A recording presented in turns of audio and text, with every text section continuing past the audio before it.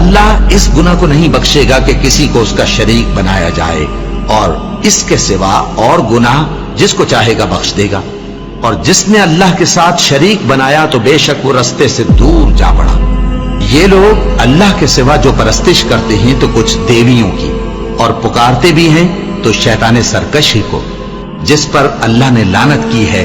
और वो अल्लाह से कहने लगा, मैं तेरे बंदों से गैरुल्लाह की नियाज दिलवा कर माल का एक मुकर्रर हिस्सा ले लिया करूंगा, और उनको गुमराह करता और उन्हें उम्मीदें दिलाता रहूंगा, और ये सिखाता रहूंगा कि जानवरों के कान चीरते रहें, और उन्हें समझाता रहूंगा, तो वो अल्लाह की बनाई हुई सूरतों को बिगाड़ते रहेंगे।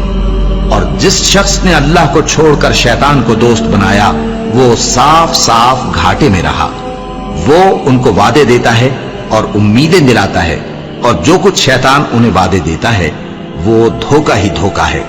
ऐसे लोगों का ठिकाना जहन्नम है, और वो वहां से कोई राह फिरार नहीं पा सकेंगे।